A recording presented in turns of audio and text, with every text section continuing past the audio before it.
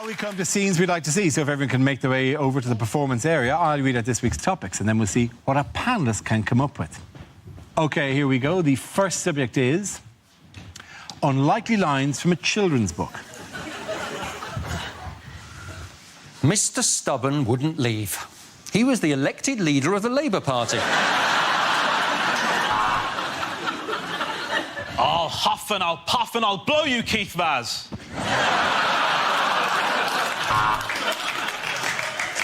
As Noddy looked at his new friends, Rampant Rabbit and Linda the Love Egg, he realised he was in a very different kind of toy town.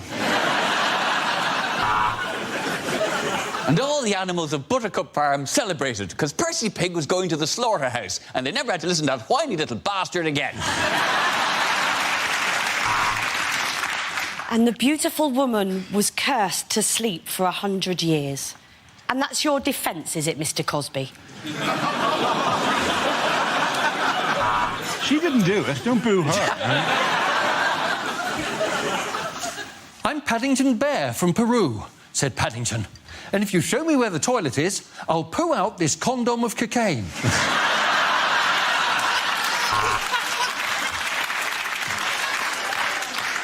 It's the absolutely horrific follow-up to Netflix and Chill. Swallows and Amazons. And was there a happy ending? Well, the prince did love massage parlours.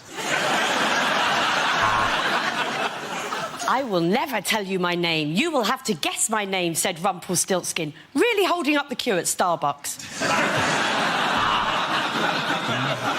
From under the bridge came the voice of the troll.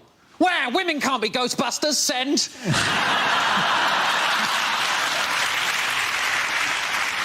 Every day, Jack and Jill have to walk up a hill to fetch just one pail of water. But for just £5 a month... Oh, it wasn't a giant peach after all, thought James, as he watched the big friendly giant put on his swimming trunks.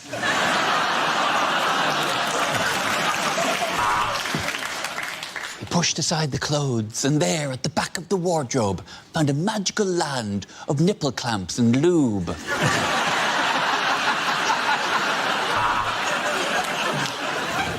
There's an Indian in the cupboard. I think he's hiding from UKIP. Oh, well, come on, I've been in this cupboard for bloody ages. OK, the next topic is things you wouldn't hear on a quiz show.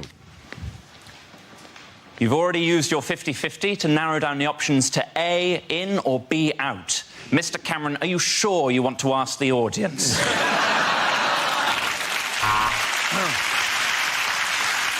Well, in that round on sexually transmitted diseases, you passed on 4.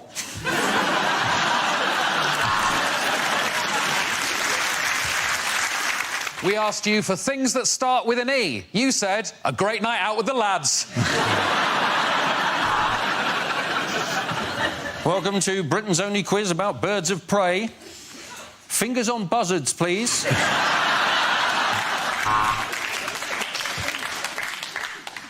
Here at The Chase, we just want to reiterate that our Chase is not called the Dark Destroyer for any ethnic reasons. Now, please, could you welcome our new chaser, Raj the Head Wobbler Patel. So the final round on OAP quiz is sudden death. Boom! Welcome to Eggheads. Well, we couldn't call it smug pricks, could we?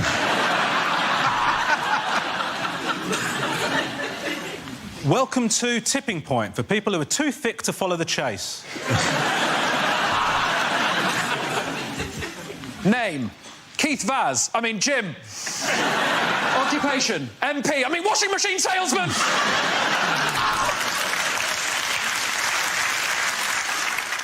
I'm afraid we're going to have to take your first answer, so let's see if the capital of Azerbaijan is fuck if I know.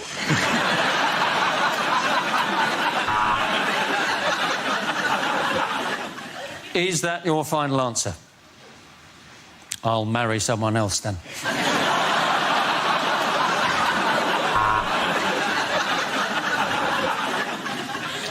Well, at the end of this week's episode of University Challenge, the scores are Durham 170, Exeter 145. But, of course, the real winner is Ivo's dad, Hugh at home, who got 2 questions right and is going to bang on about it for the rest of the bloody week.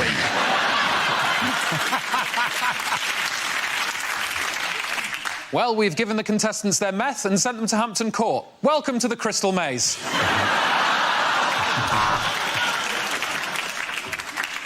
My chosen specialised subject, your wife. Yeah, you heard me.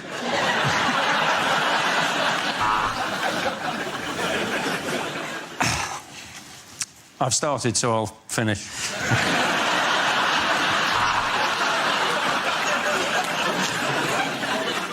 Well, that was the banker, and he says he thinks you're going to accept this deal because in his box is your wife. Well, today it's Kelly Brook and Joey Essex versus Stevens, Hawking and Fry. This is fucking pointless. At the end of that round, the points go to Rubbish, Ed and Ivo!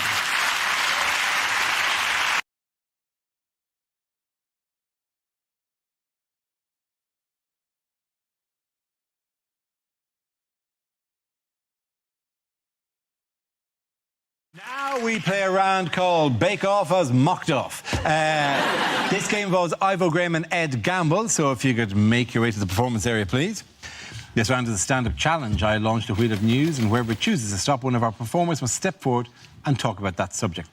OK, here we go. Let's spin the wheel, please. And the topic is technology. Ivo. I think our generation were a bit of a crossover generation when it came to modern technology. So, for example, I had access to computers as a teenager at my school, but not proper video games. So the video games that I played as a teenager were the ones that came free with the computers. Whew. And let me tell you what a rock and roll mid-noughties existence that was. Those long afternoons on my own spent playing Minesweeper, playing pinball, and trying to scroll down all the way to the bottom of Microsoft Excel. Not strictly a video game, but when you're lonely enough, still feels like an achievement. And I'm proud to stand here now and boast in front of you all that I've completed Excel and lived to tell the tale. I've gone where few mortals dare to tread, all the way down, all the way right. Written my name in that bottom right-hand Excel cell. I won't tell you what that cell is called, because it would blow your minds. Spent a joyous moment just hovering over Control-P, and just imagining the carnage. Did I have the balls? The sheer granite testes to print off the entirety of Excel on the school paper supply. I didn't in the end, but the thought experiment was enough alone. Then in my last year, we got a games console, our first group video game, Mario Kart. If you're not familiar with it, it's the greatest video game and thing of all time. Since tried intercourse, still prefer Mario Kart. Mario Kart, you're actively encouraged to finish first. And if you do, there's no shame. Well done, Ivo Graham. OK, that leaves us with Ed. Let's see what you've been left with. Let's spin the wheel. And the topic is relationships. There you go. I am in a serious relationship. That's what she makes me say. Serious. I'm in a serious relationship. This is my partner. Sounds like you're in a law firm, is what it sounds like. Serious relationship. Sounds like a disease. How's your relationship? I'm sorry to say it's serious. I'm not in a serious relationship. I'm in a silly relationship. You tell me if you think this sounds like a serious relationship. The other day, me and my girlfriend were having a discussion about the Beatles. At some point during that discussion, she forgot George Harrison's name. Now, she previously knew George Harrison's name, but her brain did something to her that all of our brains do to us now and again. It just deleted a fact for no reason. And it panics you when that happens. You think, am I going mad? Am I going senile? You go on a spiral of panic and worry, and I could see she was worried. And any good boyfriend in that situation would have told her George Harrison's name, and I am a good boyfriend. But I am a better comedian. So what I chose to do in that situation was write down every guess that she took at George Harrison's name. I have memorised them, and I'm now going to recite them to you, the good people of Mock the Week. Here we go. Guess number 1. John, Paul, Ringo. John. There it is. Forgot there might have been 2 Johns in the Beatles. Maybe the Beatles were a double John band. And as if we'd remember them in that order, we wouldn't go John, Paul, Ringo, John. We wouldn't bookend it with Johns. It would be John, John, Paul, Ringo, John, John, or Paul, Ringo and the Johns. She knew that was wrong immediately. I squawked in her face. Guess number 2. John, Paul, Ringo, Joseph. Hello, Joseph. What are you doing in there? I didn't realise the Beatles were a nativity-themed band. 3 guys with 60s hairdos, 1 child with a tea towel tied to his head. Again, she knew it was wrong. I was on the floor already. Then her brain gave her a little free pass, gave her a clue, gave her the surname. Thank you, brain. John, Paul, Ringo, Tony Harrison. Oh, Tony, you're not part of this conversation. Please remove yourself from the vicinity immediately. I said, you're half right. You're half right. I promise you, her next guess was Harrison Ford. Thank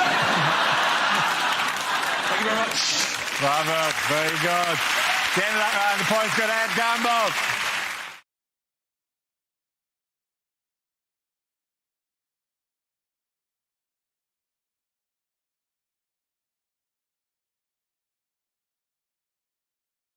We come to scenes we'd like to see, so if everyone can make their way to the performance area, please. I'll read out this week's topics, and then we'll see what our panellists can come up with. OK, here we go. The first subject tonight is unlikely things to hear at an awards ceremony. Our next award is for Most Inaccurate Weather Forecast of the Year. Let's look at the 9,000 nominees. Welcome to the Islamic Awards for Acting, or as we call them, the Moscas. Well, gosh, so many people to thank. Where to begin? Obvious one, I suppose, Hitler. What? And the award for Best Envelope Glue goes to...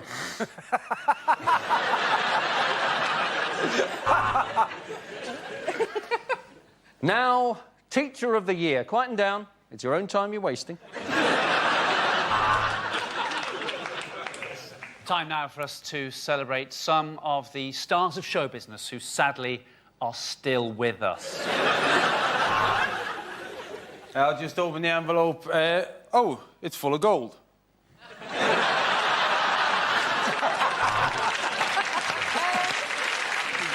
And the award for special effects goes to the team behind Gordon Brown's smile. And now we're going to watch a film showing some of the people that we've lost this year, including 2 you didn't even know were dead.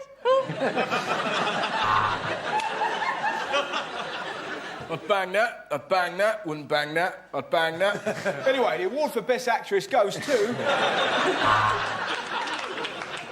Welcome to the Accident at Work Awards.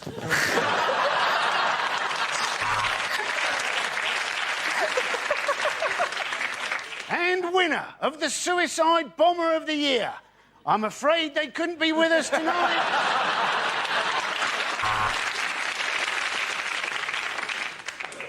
And the winner of the Best Scientist in Physics is... There's no ramp, Stephen Hawkins, it's not you. The next category is things you wouldn't want to hear on a cruise. This is your captain speaking. Welcome to Somali Cruising.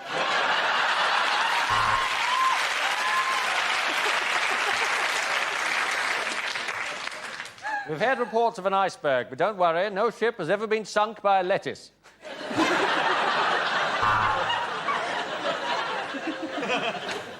Hello and welcome to Ryanair Cruises. The following safety announcement is incredibly vital if you want to stay alive. And if you'd like to hear that, that'll be an extra £5. No, we very rarely get any injuries from people playing quoits.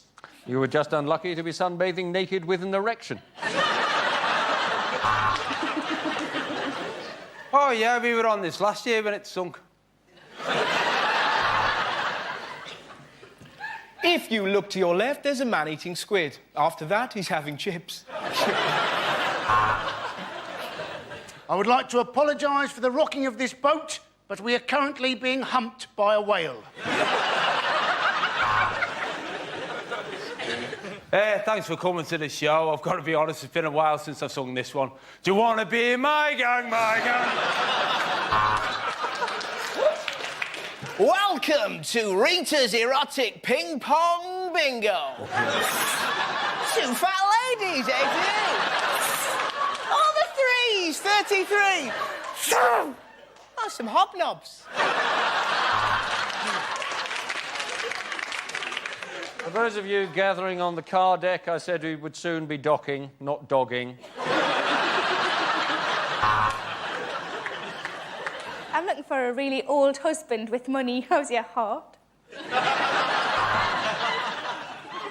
Yeah, I'm in the cabin next to yours. Could you be a bit noisy when you're having sex? There appears to have been an incident in the swimming pool. If a Mr. Barrymore could contact the captain. Okay, at the end of that round, points go to Chris, Hugh and Sarah.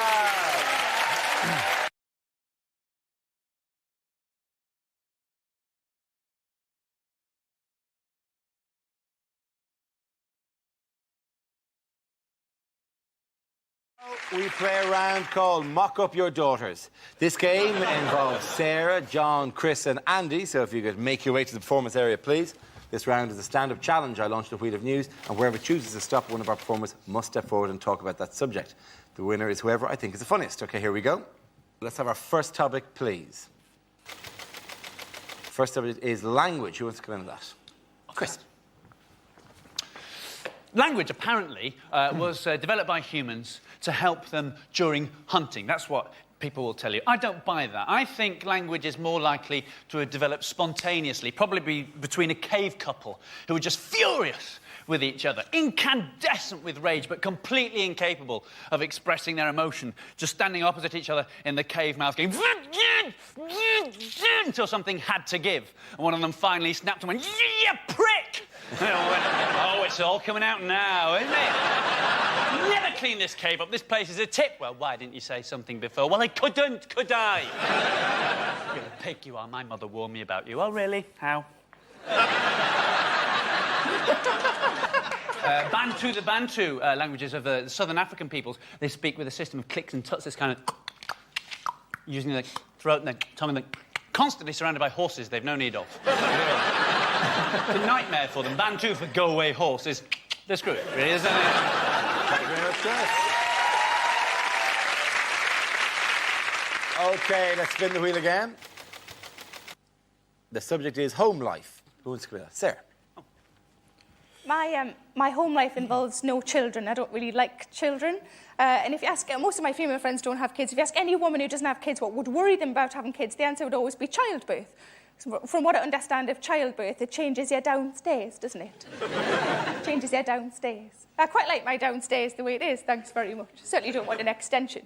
But it's bound to change, though, isn't it? Because you're forcing a person out. That's what you're doing. You're forcing a person out. I've never forced a person out. I forced a couple in.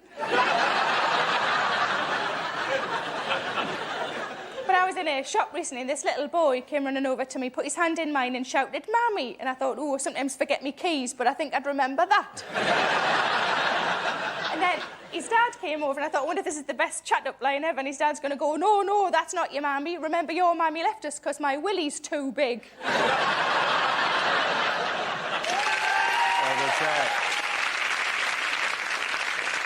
OK, that leaves us with Andy and John. The next topic, please. The topic is politics. Who wants to come in on that? Andy Parsons. So, we've had the Lib Dems announce their immigration plan. What they like to do is they'd like to put immigrants into places in Britain which don't, at the moment, have many immigrants.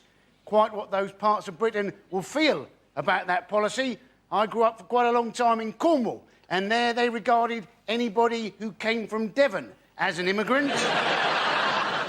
We had one bloke on our street who was known as the Traveller because he'd once been by train up to London. And we have a new president for Europe, a man by the name of Herman Van Rompuy. Now, the Sun can't wait to get a headline going on this one. Rumpy Pumpy, Rumpy Numpty, Humpty Rumpy. They'll go for gold if he gets involved in an affair with a one-legged ugly dwarf. Rumpy Pumpy from Rumpy Numpty with Frumpy Stumpy Grumpy. Well done, Andy Patton. OK, John, let's see what you've been left with. The topic is fitness.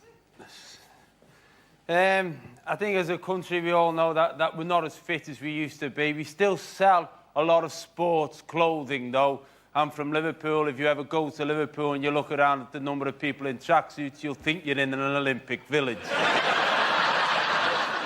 The reality is you've only got to see the size of the tracksuits to know that you're not in an Olympic village. And the problem is when you invest in some sport and clothes, you feel you've got to do something with them. I bought a brand new pair of running shoes, a brand new pair of shoes that I thought I'll have to do something. One of my mates said, why don't you join us? A few of us are doing a 10K race. Never run a 10K before, and when you enter, you've got to put an estimated finish time. I didn't know what to put down. I phoned my mate Sam up. I said, what shall I put down? He said, oh, put 22 minutes. I know that seems optimistic. I'll put 24 minutes. I sent the form in. I turned up on the day of the 10K race. I turned up with my mates. I was stood there with an orange number. All my mates had blue numbers. The steward came up to me. He said, what are you doing here? I said, well, I was thinking of running the race. He said, no, what are you doing back here with all the blue numbers? I said, why? He said, well, you're an orange number. I said, so what? He said, well, if you're an orange number, that means you're an elite athlete. He took me to the front. It was me and 3 Kenyans. Good man, John. OK, in that round, the points go to Chris and Sarah.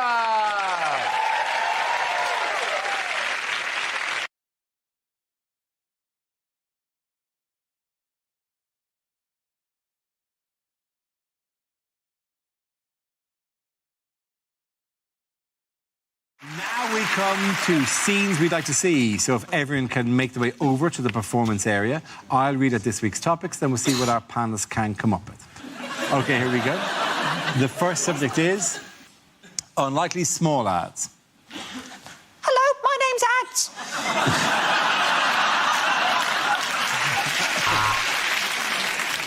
For sale, 1 tent. Please contact the BBC.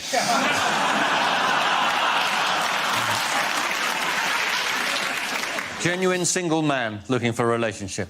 Call this number. If my wife answers, hang up.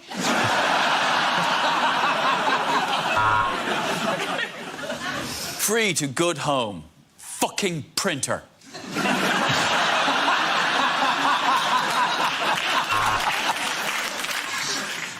Phone to hear my talk about how I became obese. 888-8888.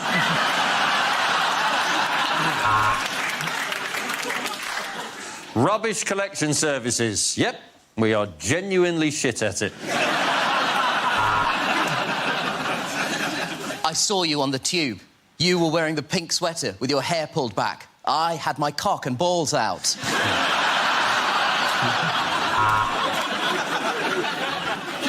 Do you want a hard-working plumber for a reasonable rate? Then you shouldn't have voted for Brexit.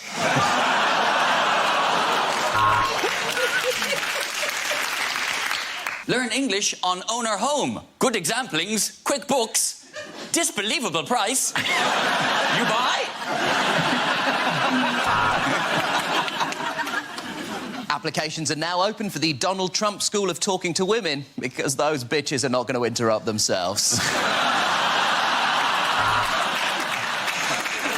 Wanted, the internet, as I seem to be the only person in the whole bloody world still using the small ads. Have you lost a ginger cat? Check the top of Donald Trump's head. Phone to hear my talk about my reaction to eating a South African bishop. 000-00822.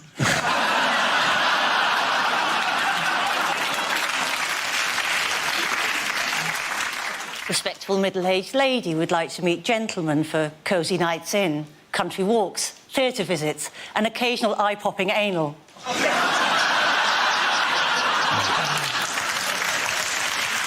Okay. The next topic is things you wouldn't hear on a TV cookery show. Hi, I'm Nigella Lawson, and before I bake any cake, I like to chop my flour into lines. You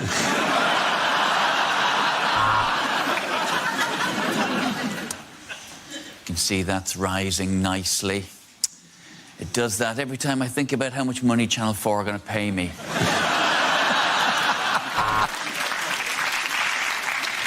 Hello and welcome to Can't Cook, Won't Cook. Today we won't be making anything. Goodbye.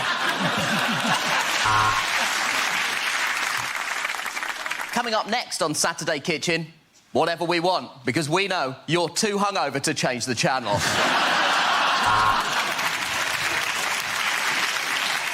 This is a hot pot. This is a fucking hot pot!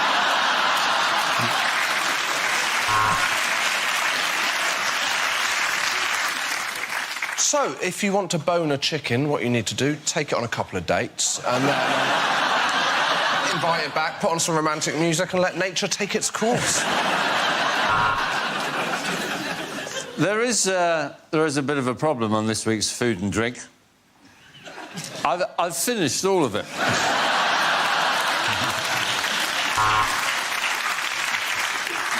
This is a Thai chicken curry, or as I like to call it, hot Asian cock.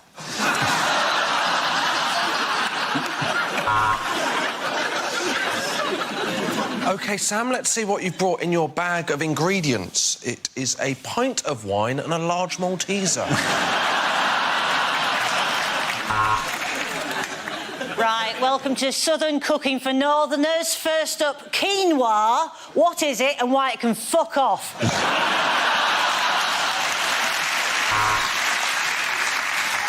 Well, if you're going to pop it in, don't forget to cover it first. I didn't, and that's why I'm making paternity payments.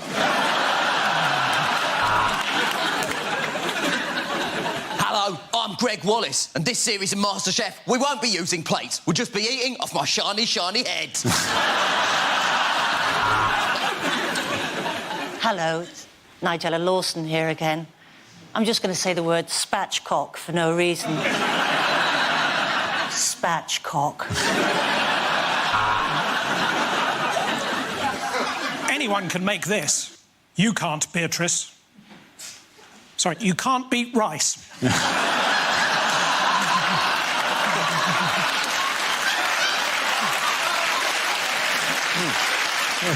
just all go home. Yeah, let's just go home. Welcome to Great Indian Bake Off.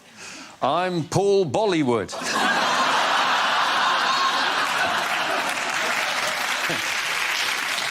Hello, I'm Jamie Oliver. Welcome to my new show, Stick a Bit of Fucking Sugar in It. Okay. At the end of that round, the points go to Nish, Zoe and Josh.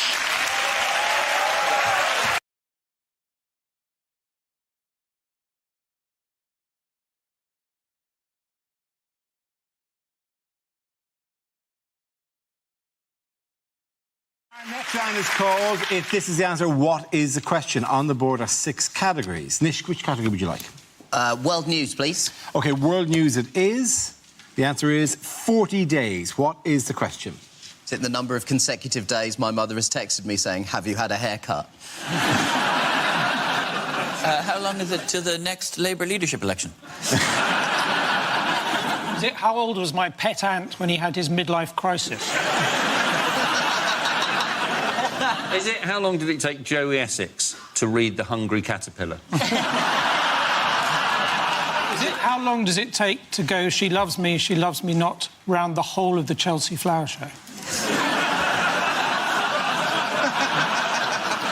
Is it, once he's elected, how many days will there be in Trump-tember?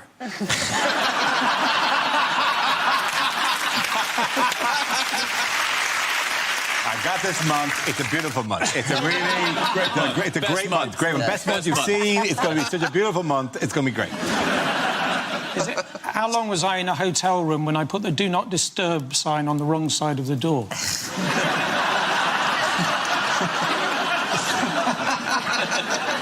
Is it how long would Jeremy Hunt have to wait for in A&E before being seen? Is it if I have a pickled onion Monster Munch, how long will it be in my burps? And you know what the actual answer is, please? Is it when they hacked Hillary's emails, how long did they spend just wading through Bill Clinton's porn stash? Is it how many days until the American election? It is absolutely right. Thank you very much. Tish, come on! Classic nerd. Yes, the question I was looking for is how long until the US presidential election? In a bitter campaign, the two most disliked candidates in 30 years are vying to become the 45th president of the United States. Now, this week was the first presidential debate. Did any of you see it? See much of it? Not many people watched it here, but it gets massive figures in America, doesn't it? Yeah, well, because in America, God, they don't put it on at 2 o'clock in the morning. See, that's the genius. That's how it works. That's the old American can-do spirit, you know? They're clever about this stuff, the Americans. It's got 100 million views. Yeah, 100 and million. Channel 4 have bought the format because they're so excited about it. It was a weird atmosphere because it looked like Hillary Clinton was sort of trying to invoke the great presidential debates like Kennedy versus Nixon and Reagan versus Carter, whereas Donald Trump sort of reminded me of Batman versus Superman in that he was loud, incoherent, and managed to be disappointing despite expectations being unbelievably low. He had a terrible problem with the moderator, though, didn't he? He didn't like the moderator subsequently. Well, the moderator would say things like, no, that's not true, actually. He's got a perfect plan for dealing with the moderator, is that the next debate he's going to build a wall between him and the moderator. And the moderator is paying for the wall. The other mistake that Trump makes is that he's read somewhere that Mexicans make good fighters, but it's actually pronounced fajitas. Do you know how often he lied in a 90-minute debate? Was it 37 times? 34 lies. 34 times. Oh, I'm doing him a terrible disservice. You are. You make him sound like he's a big liar. He lied 34 times. She lied 4 times. Yeah, but she did the first lie, because she came out and said, it's a pleasure to be here talking.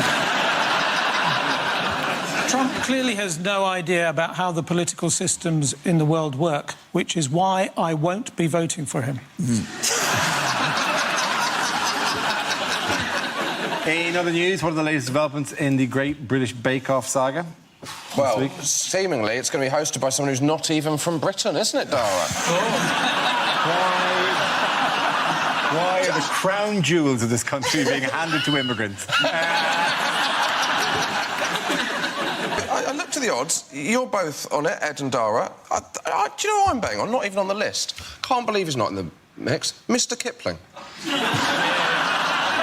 He's been for like 7 years sitting at home with a fag going, to his missus going, I nailed it.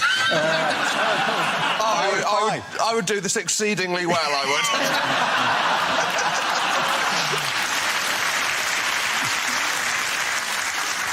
would. No offence to you, Dara, but I would like Ed to host it because he seems to know a lot about caking. And also, I believe it's caking. Yeah.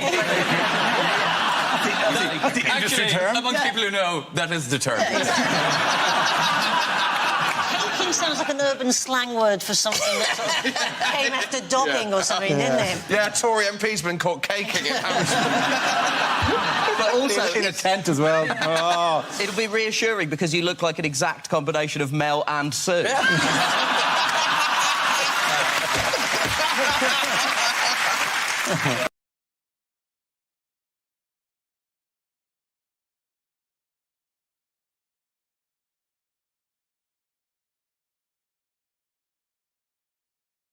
We play a round called There's a Labour Party in My Pants and Everyone's Invited.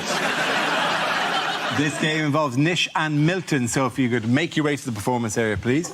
This round is a stand-up challenge. I launched a wheel of news, and wherever it chooses to stop, one of our performers must step forward and talk about that subject. OK, here we go. Let's spin the wheel. And the first topic is health. Who wants to come out? Nish. I had a bit of a health emergency last year. I was doing the washing up and I cut my hand. I was washing up and I pushed my hand into a glass. The glass shattered and it slashed my hand here and I had to go to hospital. And let me tell you this, the NHS staff are incredible. They're really nice to me. They're really sweet. One of them called me a brave boy. Which is good because I was being one, so I don't know what you're laughing at, OK? I'm the one with the badge. Anyway. before I did that, I did something which I probably regret doing. I called NHS 111. Now, if you don't know what this service is, it's a service the government has brought in to replace NHS Direct. So if you have a non-life-threatening emergency, you're supposed to dial 111 on your phones. Now, I'm sure that these people are very nice, but based on my experience, they have proportionately less skill than their numerical value compared to 999, because it was the blind leading the blind. At one point, she said, "How is the blood?" And I said, "Red," because I had no idea. Then she said, "Is there a lot of blood?" I said, "Yes," because there was a lot of blood. And she said, "Is there enough to fill a mug?" I've got no idea. I don't wish to brag. I have a lot of different mug sizes in my house. Also, while this was happening, I was just panicking. I wasn't decanting the blood in the hope it would be poured back into my body at a later date. Then she said, "Is the blood flowing or oozing?" I said, "I have no idea what the difference is between those two things is." And she said, "Oh, there's a difference." And I was like, "I'm not getting into a semantic debate with you while blood is gushing out of my hand." And she just went, "Gushing, thank you very much." Well done, Miss Kumar. OK, that leaves us with Milton. Let's see what you've been left with. And the topic is transport. When I was at school, my bike was smashed up. It was my own fault, really. I just handed out leaflets saying, "Bullying, let's break the cycle."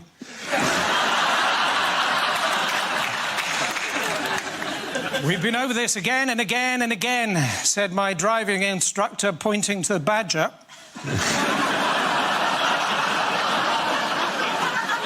Apparently, there is actually a road in the north of England called Quality Street. And there's only one person living in it, and he's both Turkish and delightful. Tricky, isn't it, if you're both a moth and a sea captain? In charge of a ship.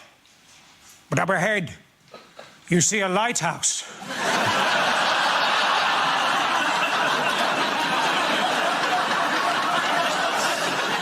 You know you shouldn't.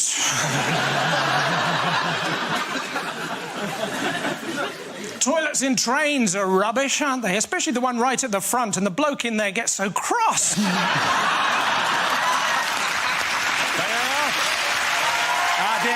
the points go to Miss Kumar. Come on back.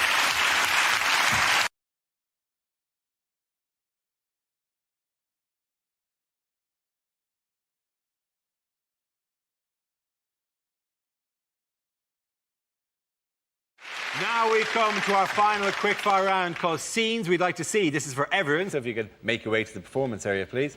I caught ideas for scenarios we'd love to see, and the performers come in with their suggestions. OK, here we go. The first subject is unlikely lines from a thriller.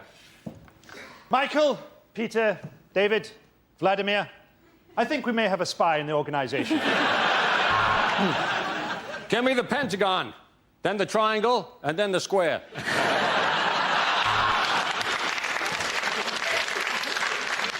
Ah, Pussy Galore, Bond here. I've been told by my doctor that I need to contact all previous partners. The owner of this motel dresses up as his mother and stabs people. But the guidebook says it's still better than the Ibis. I want you to go to Warsaw, meet a man called Borislav. You'll then ask him why he didn't fix my plumbing before he left for home. Miss Scarlett looked at him through the window. He had one massive testicle like a space hopper. That was why they called him Professor Plum.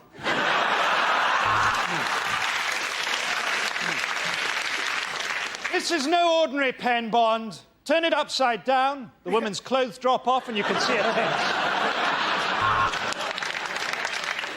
Red or green, which do I cut? Come on, they're only peppers. How long is this salad going to take? We need to find the third man. There's no way Amanda Holden will shag just two of us. Here's Simon. The Orient Express has been cancelled. However, there was a murder on the temporary Orient replacement bus. I have amnesia. The tattoos on my body will tell me what happened. Dara was here.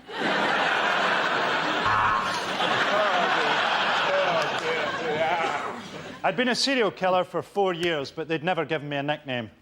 Then, you bite one guy in the ass, and suddenly you're the butt muncher. Ah, the butt muncher's got me! The butt muncher's got me! OK, the next topic is bad things to say at a wedding.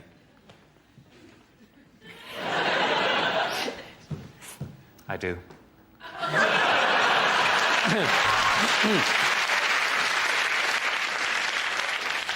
Don't worry, the vows are simple. Just repeat after me. Eeny, meeny, macaracka, rare, ride, dominaka, chicka-bocka, lollipopper, rom-pom, push. And we will now sing hymn number 225. My milkshake brings all the boys to the yard. When John went down on one knee, I wish I'd known that he was having a stroke. I'd like to thank Elsie for the flowers. It was her funeral I nicked them from. So what, your best man's in an absolute state. That's my mum. Now, it's my job to tell some amusing stories about Gavin. So, first of all, for a kick-off, he's a hermaphrodite. My bride always wears white. Isn't that right, Dolly? Bah! Hey, Carol's family have always had their doubts about me. So, first of all, let me explain why I'm naked.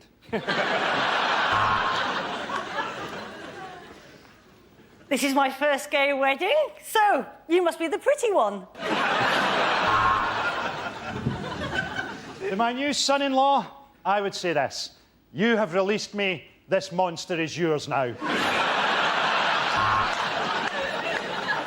I would like to apologise for the state of my clothes and the smell of sick only I spent last night in a skip.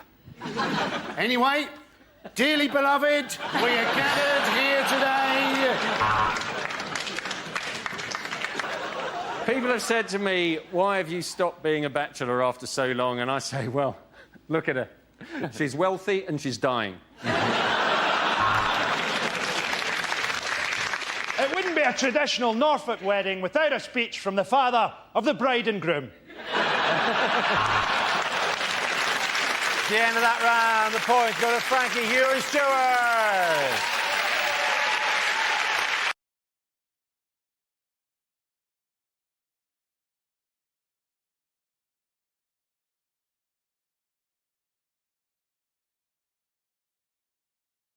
Now we play a round called Mock the 9 o'clock News. This game involves Zoe, Stuart, Andy and Russell. So if you could make your way to the performance area, please. This is where we test our performance stand-up skills. We spin our news generator, it settles on a topic, and anyone can volunteer jokes about the chosen subject. The winners are the people I judge to produce the funniest stuff. OK, here we go. Let's spin the wheel. The first subject is finance. Can I have a volunteer to talk about that? Andy. British Airways, their answer to the credit crunch, they've asked their employees, can you come into work for nothing for a month or take a month off unpaid? There's a tricky choice, isn't there? And who is going to want to fly British Airways? The last thing you want to hear when you get on the plane, this is your captain speaking. I'm not being paid today. Good luck. I am looking forward to seeing the credit crunch version of Monopoly. You know, instead of getting £1,500 from the bank, you have to lend the bank £1,500. And then everybody keeps on going round the board with nobody buying any property whatsoever because they always think it's going to be cheaper next time they go around. Well done, Andy. OK, let's spin the wheel again. The subject is Sarah Palin. Who wants to talk about that? Ah, Sarah Palin. She was apparently an ex-beauty queen of a town in Alaska called Wasilla. And the press were very keen on this. They kept saying, you know, the beauty queen, Sarah Palin, the ex-beauty queen, the beauty queen, Sarah Palin. Let me tell you something, people. Wasilla is a very, very small town. Population 8, possibly 9,000 people at the best of times. To call it a one-horse town is to over-exaggerate the number of horses in that town by one. They timeshare a horse with another shithole down the road. Now, my brother used to live in Anchorage, Alaska, and I have been to Wasilla, and in the 5 minutes it took us to drive across Wasilla, I was voted beauty queen of Wasilla. It was no big deal, honestly. An otter and a caribou came second and third, respect. Thank you very much, Joey. That leaves us with Stuart and Russell. Let's spin the wheel again. The next topic is men's health. Who wants to come in on that? Russell. I went to the doctors recently with anal issues. I thought I had cancer, not I can't put my CDs in order. But it's a terrifying moment, right? So scary, because in your head, I'm going to die. And I went there and I took down my trousers. Obviously, we had a chat first, and it just... I'm not very well. You can see that, mate. This is a chip shop. You've never done it slower in your life. I was just peeling them down. I got them down to about there. Just heard his booming voice go, in the other room. You have a decision to make there. Do you pull them up or do you waddle with pride, right? You waddle, that's what you do. When you waddle, you can't help but giggle. The last thing you need is to be giggling before a man's going to pop his finger in your Richard, because now you're a wiggling target, right? I'll be honest, when the finger goes in, you're not laughing anymore! You're like a red arrow! And that's the moment they chat. How you doing? Fine. Can you draw the curtains? We've gathered quite a crowd. Look at that, it's Atrium Steps and he's getting violated. I'm Russell!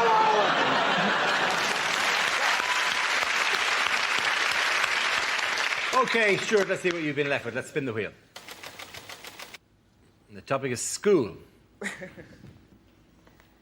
You are looking at a very proud Canadian who's very proud of the education system in Canada.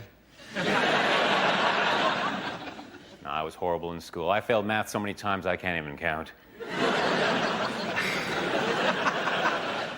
I preferred French over chemistry because the chemistry teacher and I just didn't have any,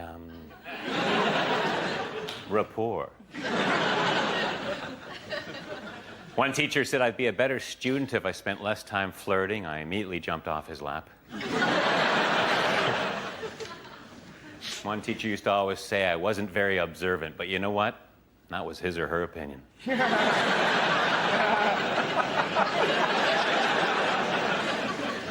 I was going to join the debating team, but someone talked me out of it. In high school, I was voted most likely to reminisce.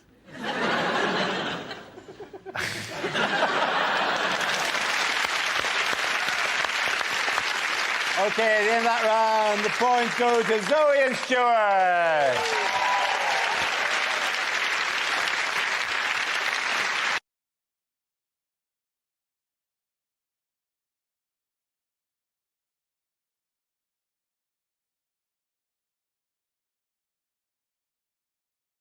Yes, the question I was looking for was, according to Harriet Harman, what proportion of the top 2 posts in the Labour Party should be allocated to Harriet Harman? Or more generally, women.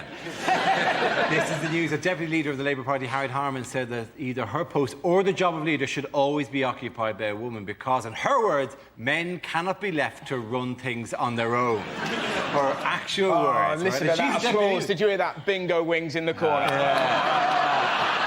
I mean, you know, there is something about representation of women at the high levels of government, but that actual quote does make it seem like every time she left the room, it would turn into a chimp tea party. And she'd come back in, they go, oh, sorry. It's true, though, isn't it, that women are underrepresented in the top echelons of politics. Aren't they? In Italy, for example, there are lots of women in the top jobs. You can be... Berlusconi will put you in the cabinet in Italy at the age of 19. If you're good enough. So you can see where it's coming from. Harriet Harman's an incredible figure, isn't she? You know that Harriet Harman, when she first came to my attention, she wrote a book about the history of feminism which she dedicated to her husband. She's mistaking sexism with people hating her. She's always saying stupid things, isn't she? She said she is Radio 2 to Gordon Brown's Radio 4. And you're thinking, well, she's not Radio 2. Radio 2 is the most popular radio station in this country.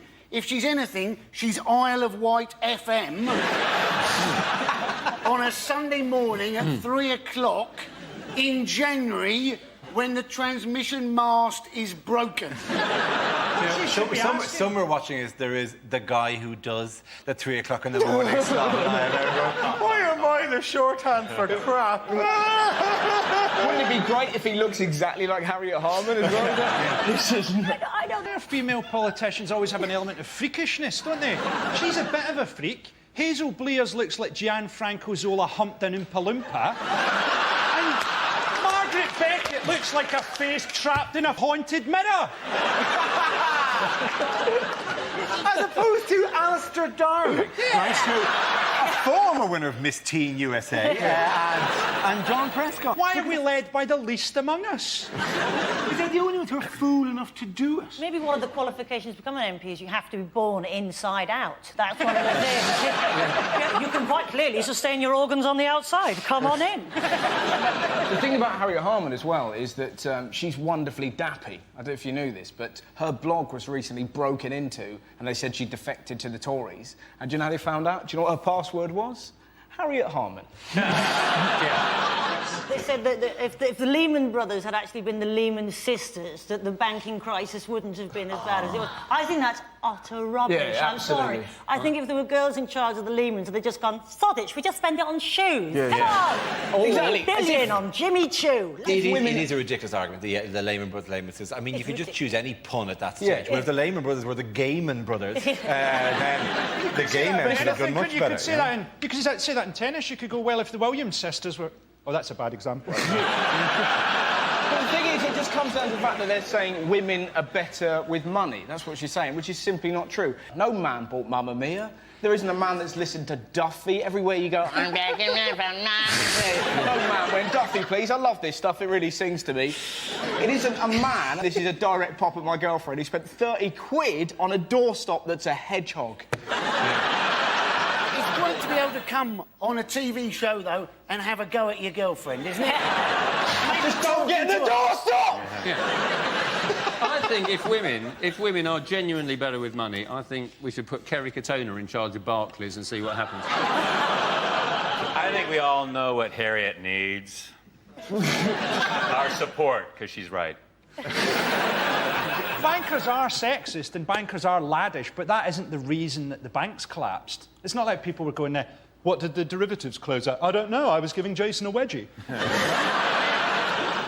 I think if it's got to be a man and a woman that's in charge, let's have Richard and Judy. Judy can recommend a few books while we wait for the bombs to arrive from all the countries that Richard has offended. There is an argument, it has to be said, that a female leader would Labour be more electable under a female leader, and she's right, it would be more electable under it would be electable under anyone, frankly. If they elected a hat stand or a jar of hummus to run if the Labour Party chose the H1N1 virus to lead it into the next election, it would do better than they will under Gordon Brown.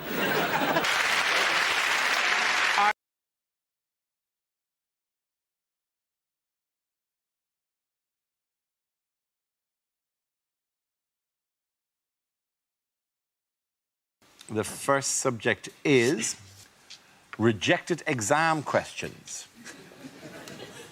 History. Did I delete it?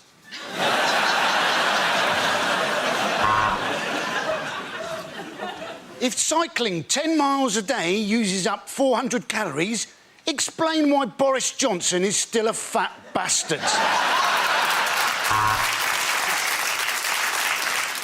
If the sun is 93 million miles away, how can that cost £32 in an Uber?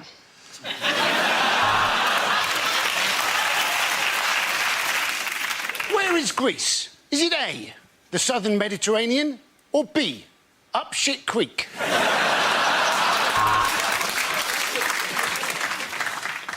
What does the French phrase déjà vu literally translate as?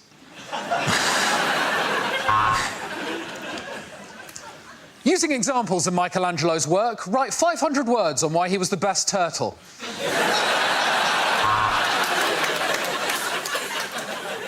What does the French phrase déjà vu literally translate as?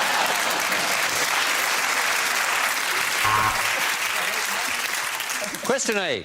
Media studies. Is it a real subject? Question B. Is it...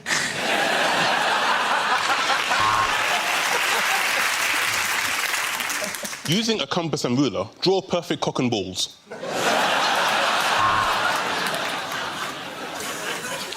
Is this a rhetorical question?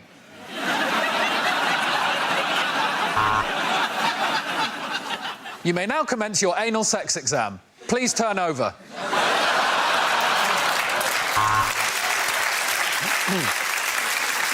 Explain how UKIP became a major force in British politics without using the word wanker.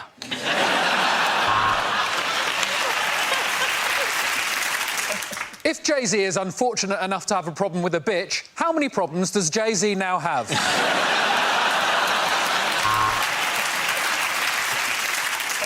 Aggravated violence, question 1. Why might you use a bit of rubber hose pipe? No marks.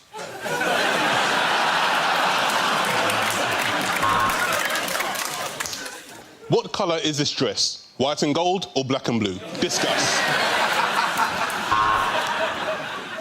If a train leaves the station at the correct time and arrives at its destination at the correct time, how cool would that be? Chemistry. Me, you. Is there any? OK, the next topic is unlikely things to say when running for US president. I'm Hillary Clinton, and if you elect me the first female president of the United States, I promise you that on my first day in the White House, I will hire a very attractive male intern. He will be on his knees, not having sexual relations with me all day. Hashtag payback, hashtag long game.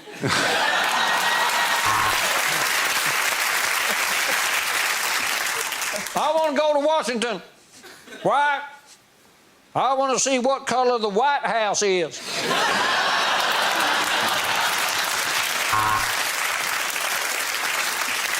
No, we can't!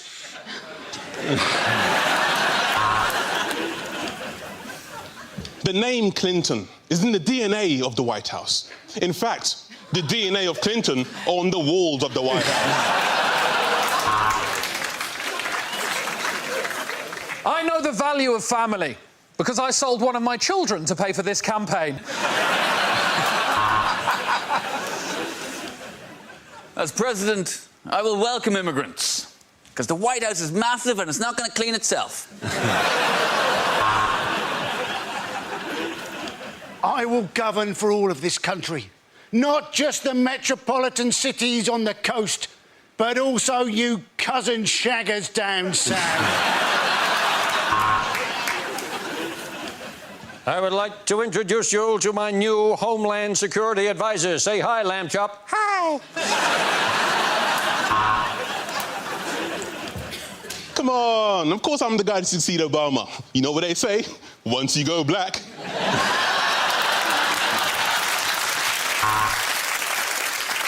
If you elect me America's first colourblind president, I will do everything I can to uphold the values of the brown, white and green.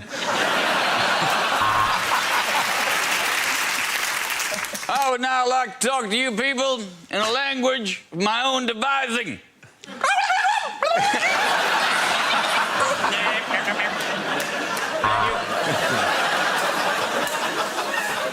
I want to put more boots on the ground in Afghanistan, and also 2 more branches of Paper Chase.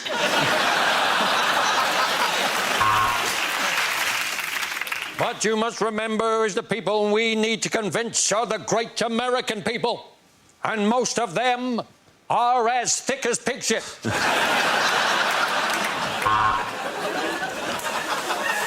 I'd like to apologise for Mr. Trump, which is what I say when I've just farted in bed.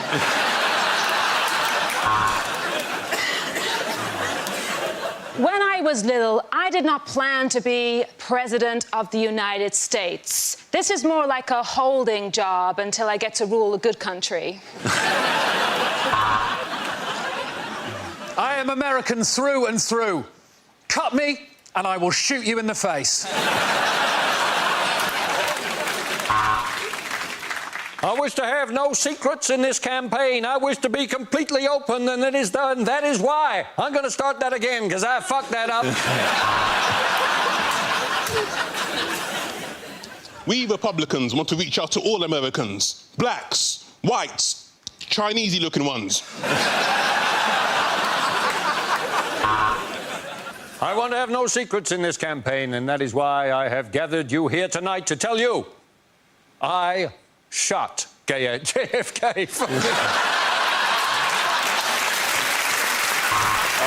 give that round of applause to Ed Ceremonies.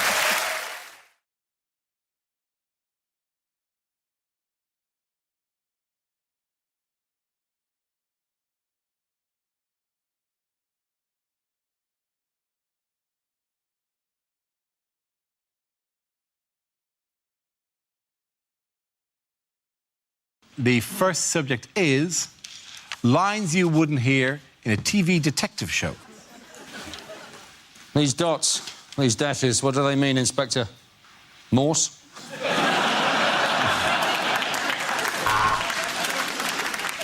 Look, I'm sorry, Poirot, but Brexit means Brexit, sir.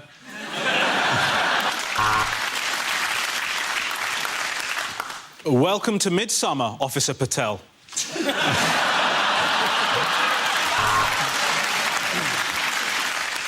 On entering the house, we found a feline jammed into a Xerox machine. We think it was a copycat crime.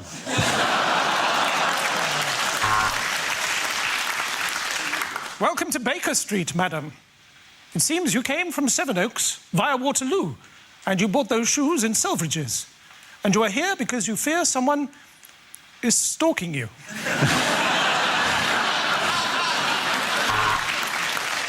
Sarge, I've searched all his pockets and there's no sign of the stolen butt plug.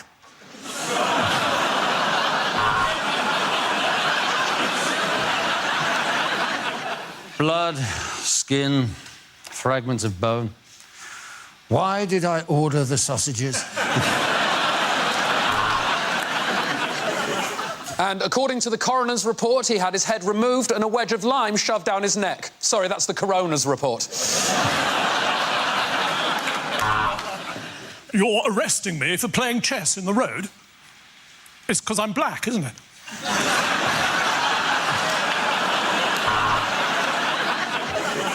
Oh, it's elementary, is it, you sarky prick?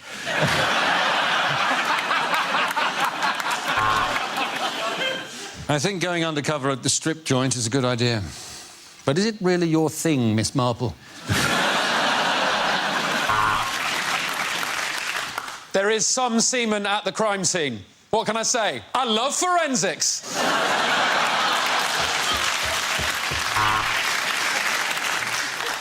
Well, I tell you what, Watson, how about this week you solve the crime and I'll ask all the stupid fucking questions.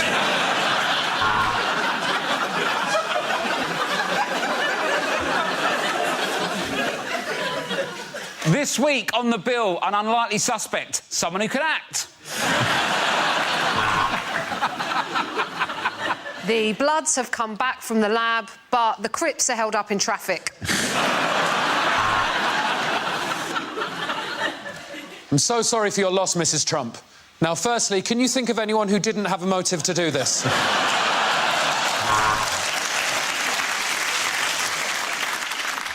These were his movements just before he was killed.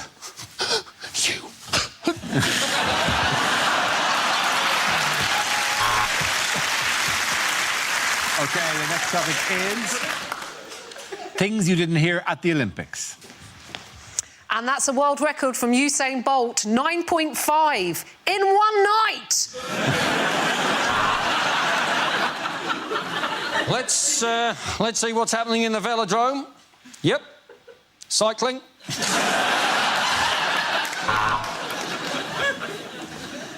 Oh, you won a gold. Oh, well done. What in? Canoeing? Oh, get a life, mate.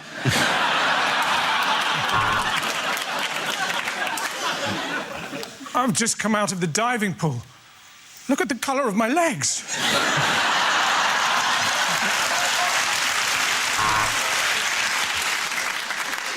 Look at that masterful control of his javelin. He really is the best streaker we've had all year. Well, this is the pommel horse, and that plaintive neigh is the horse they are pommelling.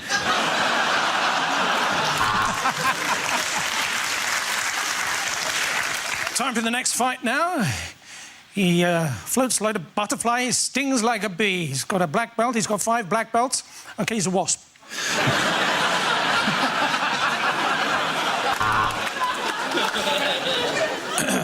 And if you'd like to enjoy our coverage of the dressage, we recommend MDMA.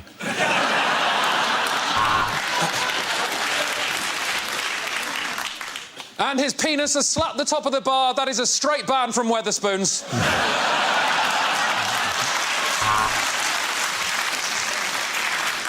The allegations of drug use have been strenuously denied by the new Russian Minister for Doping, Keith Vaz.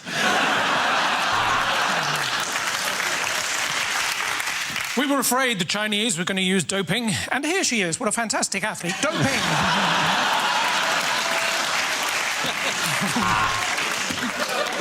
Breaking news, Ryan Lochte has tested positive for being a twat. And Oscar Pistorius has jumped the gun, and for that he'll only get 6 years. Well, a nearly perfect execution there, but not quite as perfect as the one he'll receive when he returns to North Korea.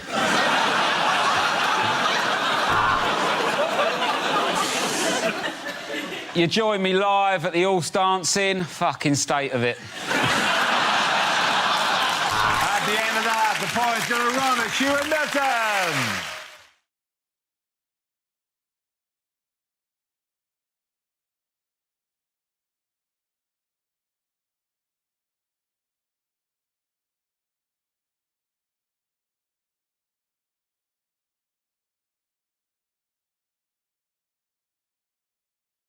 OK, here we go. Let's spin the wheel.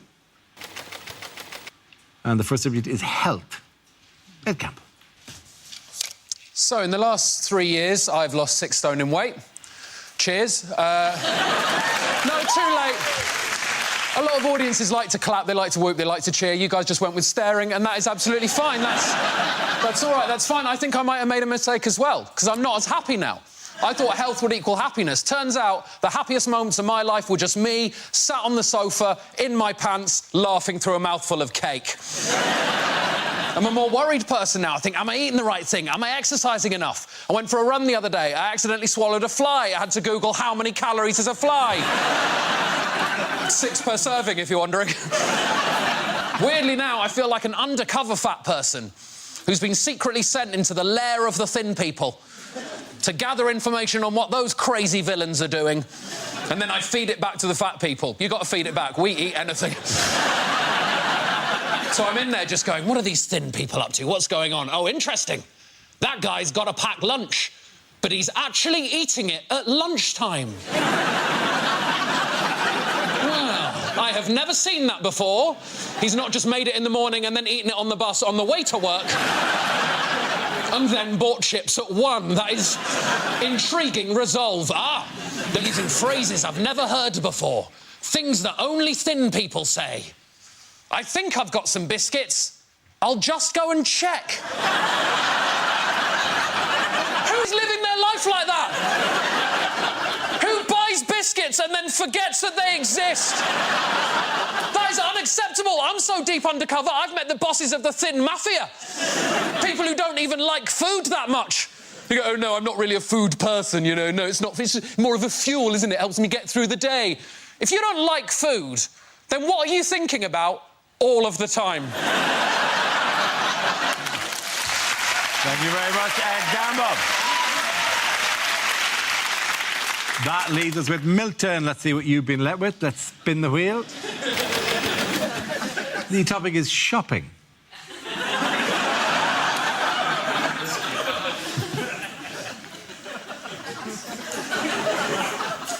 Tricky, isn't it, when you go to buy a toaster, and at the end the shop assistant says, well, what about insurance? and you don't want to, but you end up taking a hostage. Recently, I bought the autobiography of Francesco Cello, the man who invented sellotape. But I couldn't find the beginning. So, lads, if you want to confuse a girl, best thing to do is buy her a pair of chocolate shoes.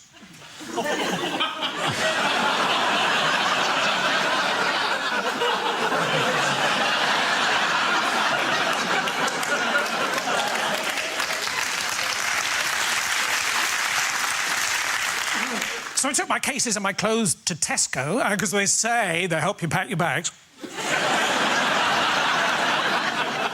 Instead, everyone was just running around going, do you want some fruit and veg? Do you want some fruit and veg? Do you want some fruit? Turns out it was one of those hypermarkets.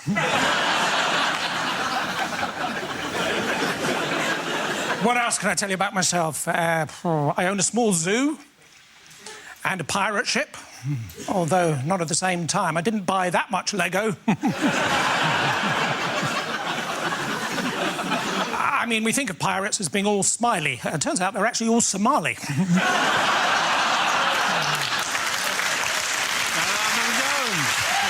Point it out and go to a gamble!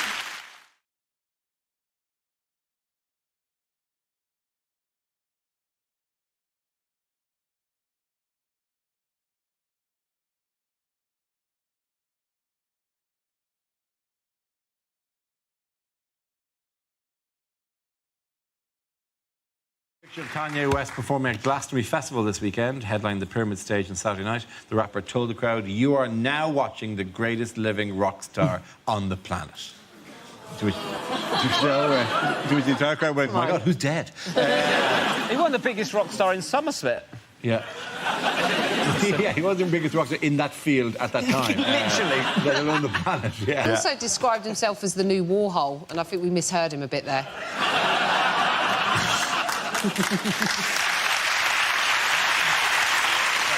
130,000 people signed a pledge, didn't they, to try and get him replaced. And there was a moment, wasn't there, when that crane hoisted him above the crowd that I actually thought they'd achieved their aim for a moment. On the coverage of this, I was kind of on the social media coverage. There was one bloke who said the only way he got through his set, this bloke's set, was when he realised that Kanye West is an anagram of Sweaty Ken. I bumped into Rob at Glastonbury. He was so excited about being there. You should have seen his little face. So, I agreed to do Glastonbury because it said you're on at 12:50. What I didn't read was AM. I was expecting a nice little midday gig, and I was there for 12 hours before I was on. And if you do a poo there, you have to... The toilets, basically the toilets, is scaffold over wheelie bins, and there's a hole over each wheelie bin. You have to take a cup of mud with you. There's bags of mud, and then you do a poo, and you have to pour your mud over your poo. I felt like a cat. Are you telling me that your cat can hold a cup?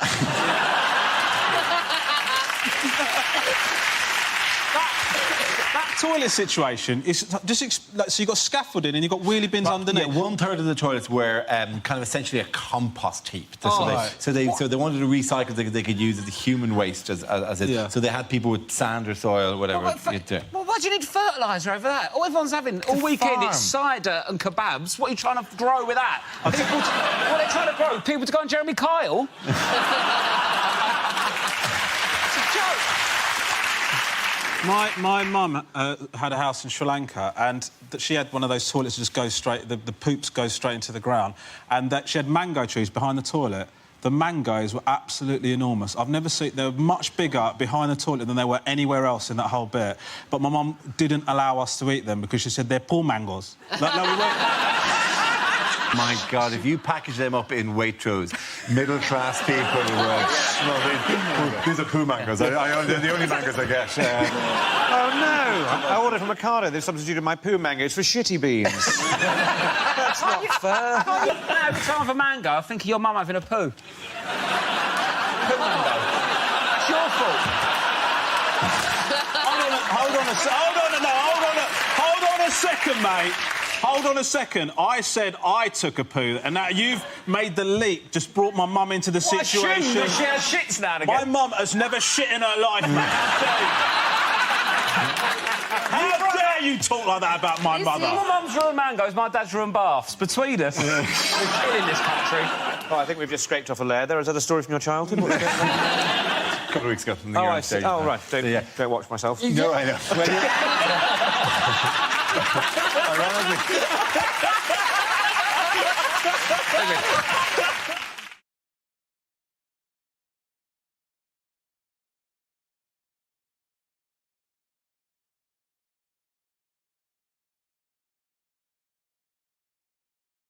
We start with a round call. If this is the answer, what is the question? On the board are 6 categories. Tiff, which category would you like? I'll go for home news. OK, home news is the category. The answer is 1/3. What is the question? Is it how much of a bottle of vodka I'd have to drink before I found Lewis Hamilton even vaguely interesting? Is it how many of this week's news stories lend themselves to comedy? It's been that kind of 3 weeks, really, hasn't it, Andy? Yes. Is it how much of Greece can you buy for £1?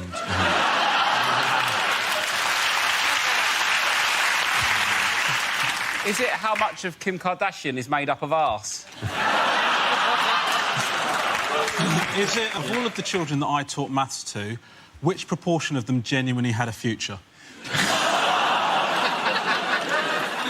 Is it what emoticon would I use to tell someone that I've wrapped a rubber band around my scrotum?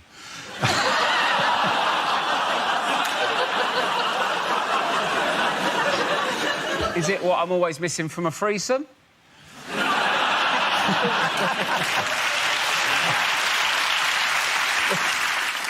Is it FIFA's target survival rate for stadium workers at the World Cup?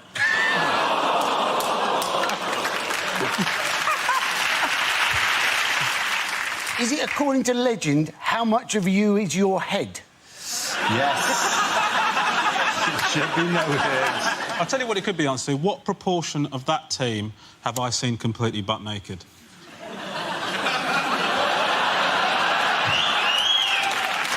Yeah. Can we? Has anyone got any answers to a question? I feel like I'm going to ask for 10 minutes. Is it how many of the words spoken by Kanye West are about Kanye West? The way you pronounce Kanye West is incredible. Well, it's like you're asking somebody if they're able to West. Like...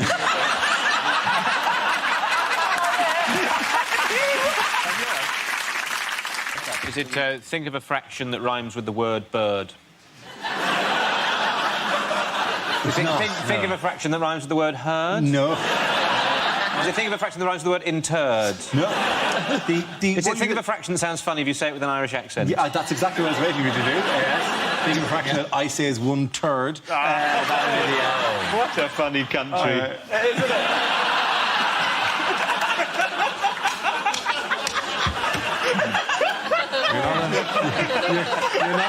You're not on Radio 4 yet. I do. This is genuinely the correct answer. Yes. Is it? Yes. What proportion of the works planned by Network Rail have already gone wrong or over budget? There absolutely is the question I was looking for. You did. I wouldn't have got that, mate. I wouldn't have got that.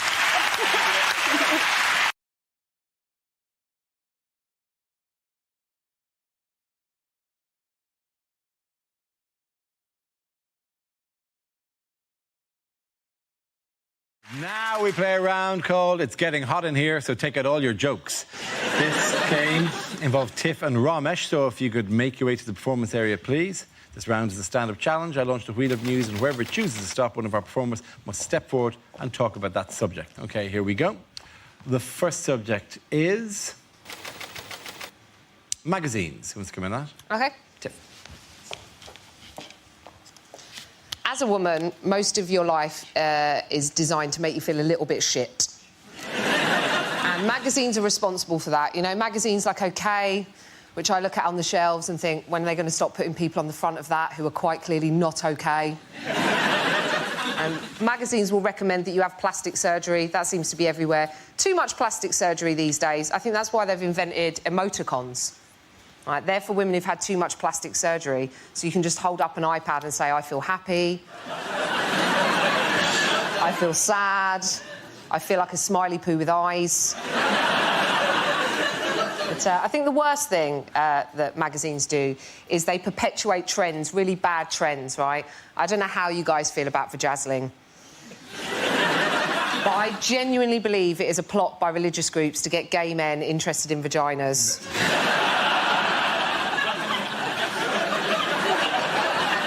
By making them look like disco balls. I told my mum about the vajazzling, right? I said, Mum, they do this thing now where they put Diamante on your downstairs. And my mum just went, vajazzling? In my day, you were lucky if you gave it a wash.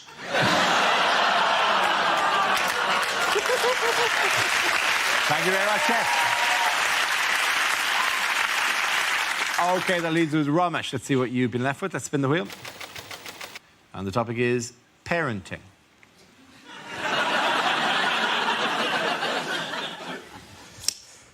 I'm a parent. You know, we had our first child, and our first child is such a lovely kid. You know, he always says please and thank you. He's such a wonderful, wonderful little boy. I said to my wife, do you know what? I think we might have mastered parenting.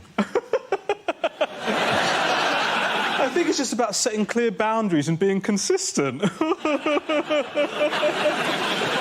The second one, feral. Right. Like, I love him, but what a prick this kid is. Like, I love him, but what an unacceptable human being. Like, I love him, but I don't like him. You know, that's... Like, I'm going to have to say to him one day, you're a mistake. And not, like, in the way that the contraception went wrong. Like, the decision to have you was a mistake. Sometimes I want him to get hurt. There you go, I said it. Now, listen. I don't mean really hurt. I don't mean really hurt, I just mean a little bit. You know, because he doesn't listen, this kid. When I say to him, don't do that, dude, because if you do that, you're going to get hurt. And then he does it, and he doesn't get hurt. That pisses me off, right? Because that is life telling him that I'm full of shit. This kid's running with scissors with no consequences, do you know what I mean? Very good. Again, the points go to Tip Taper time. Come on back, both of you.